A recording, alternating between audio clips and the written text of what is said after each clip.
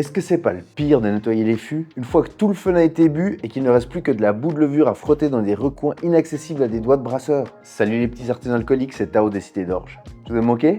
C'est pas un bail, hein. On va se reprendre.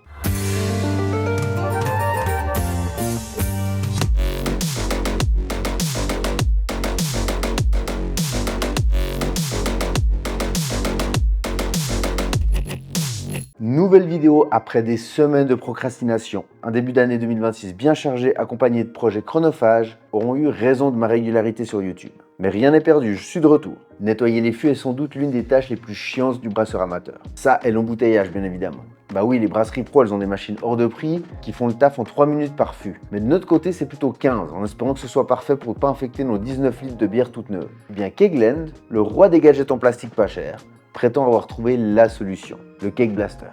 Je ferai une autre vidéo à l'occasion des autres gadgets Kegland que j'ai achetés et que je regrette, mais celui-là n'en fait pas forcément partie. Avant qu'on commence, si vous n'êtes pas familier avec les corny kegs, une vidéo vous explique tout ça en détail. Je vous la mets ici. Une fois que vous aurez vu tout ça, le Keg Blaster aura peut-être plus de sens. Bon, nous on part sur un micro-unboxing parce que je l'avais tourné il y a genre 6 mois. C'est parti pour le faux raccord.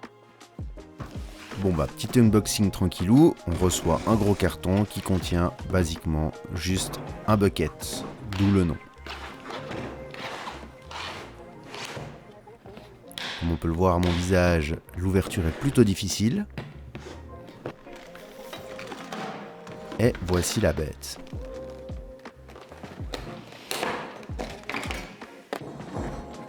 Donc comme vous allez le remarquer, il n'y a pas 1000 pièces. Il y a une pompe immergée, quelques tuyaux, un morceau de PVC et puis 2-3 connecteurs.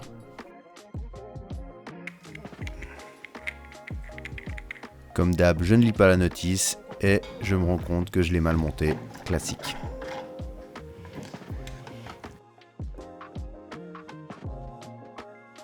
Là on arrive sur la partie à suspense, le collage du gros autocollant avec les mesures de litrage. Honnêtement je sais pas vraiment à quoi ça sert, mais ça existe donc on va le mettre.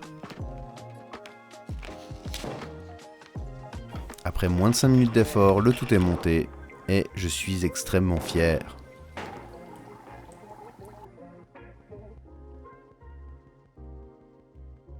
Alors, le principe est simple. Envoyer un jet d'eau via une pompe immergée tout en alimentant les deux postes des kegs. Parce que oui, c'est ça le principal intérêt de l'outil. C'est de faire passer du nettoyant absolument partout dans le fût, spécialement dans les recoins les plus inaccessibles. On voit donc qu'il y a une sortie supplémentaire avec un T et 2 tuyaux qui finissent sur des ball locks. Bon, assez parlé, je vous montre comment ça s'utilise en caméra embarquée. Et vous verrez que pour une fois, il n'y a pas besoin d'être un ingénieur agroalimentaire ou d'avoir fait la NASA, et ça fait du bien.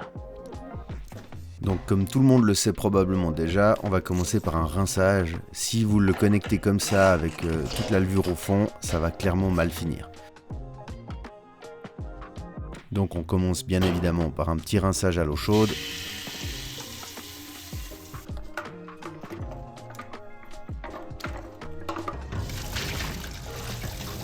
Et là on peut voir qu'il y a encore pas mal de dépôts, mais le Bucket Blaster est fait pour ça justement. On récupère la bête et on remplit d'eau jusqu'au dessus de la pompe à immersion. Bon bah comme son nom l'indique quoi, parce que sinon c'est clair que ça n'a pas de sens. Là on fait très attention à ne pas la brancher tout de suite, parce que sinon ça l'allume.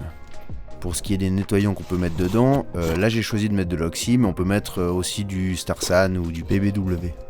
Concernant la température de l'eau, il ne faudrait pas dépasser les 60 degrés d'après la notice. Bon bah là on commence par connecter les postes du keg. Puis on le retourne sur la tige. Comme vous pouvez le voir, j'ai appris de mes erreurs et maintenant j'ai une multiprise avec un switch dessus directement. On allume et c'est parti. Perso, j'obtiens des bons résultats entre 5 et 10 minutes.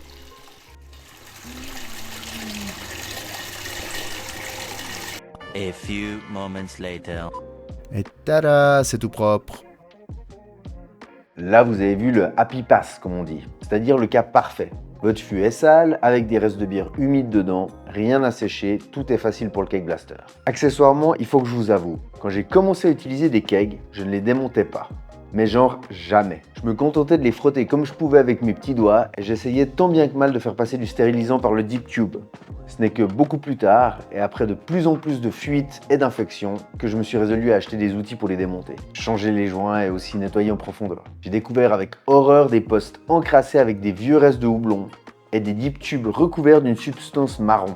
Bref, je comprenais mieux l'origine de mes problèmes.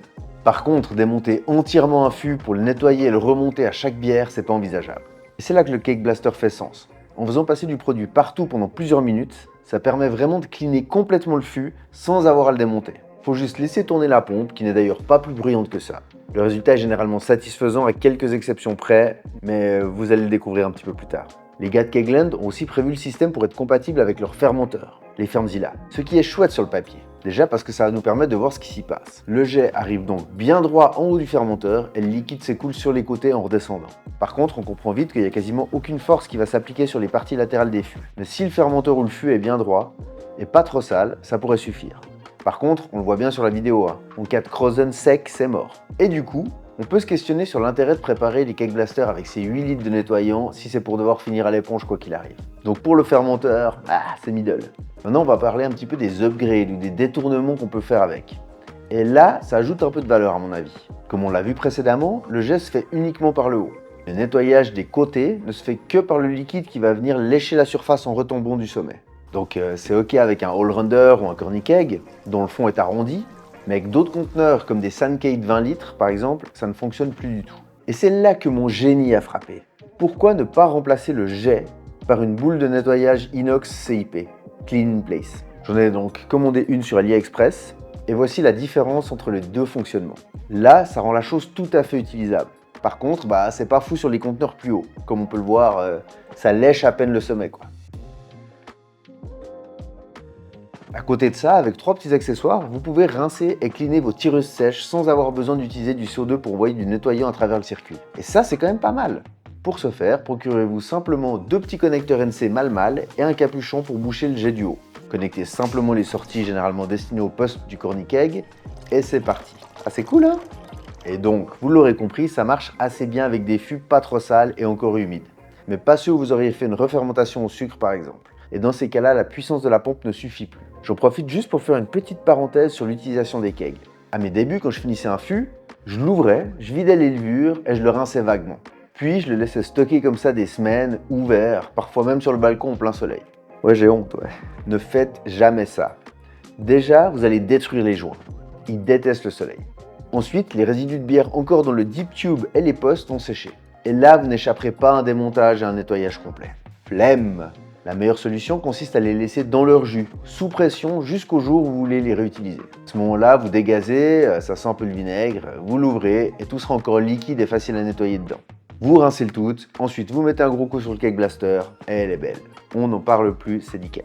Alors, est-ce que je conseille cet achat? Franchement, clairement. Pour une soixantaine d'euros, vous pouvez vous éviter pas mal de nettoyage. Et c'est un vrai plaisir d'entendre le Cake Blaster tourner pendant que vous attelez à d'autres tâches moins ingrates, mais tout aussi pressantes dans la brasserie. S'il fallait lui trouver des points négatifs, je dirais qu'ils auraient pu ajouter un petit switch, franchement. Parce que là, c'est soit c'est planté dans la prise, c'est on, et soit c'est pas dans la prise et ça marche pas. Franchement, tu te fais surprendre 1 ou 2 fois quand même. Et ça t'envoie 10 litres d'eau à la seconde dans le plafond. Je voulais encore remercier tout le monde. On est passé 3000 sur la chaîne maintenant. On est toujours de plus en plus sur le Discord. C'est méga cool. N'oubliez pas de vous abonner à la chaîne si vous voulez voir d'autres contenus. Je vais gentiment m'y remettre. Vous savez, c'est toujours la première vidéo après une grosse pause qui est un peu pénible. Mais là, c'est bon, je retrouve les automatismes. On est reparti, on reprend. N'hésitez pas à liker la vidéo, la partager évidemment, ça fait toujours plaisir. Tout ceci n'est pas sponsorisé par Kegland, même si je parle quand même beaucoup de leurs produits. Je vais en parler en mal aussi de temps en temps, vous inquiétez pas. J'ai plein de gadgets que j'ai achetés qui sont absolument débiles et qui marchent que très moyennement. Et on va faire le tour de tous ces trucs aussi bientôt. Je vous souhaite une bonne fin de journée et à plus. Je crois que c'est bon. J'espère que j'ai enregistré en fait. Enregistré ou pas? Yes, j'ai enregistré.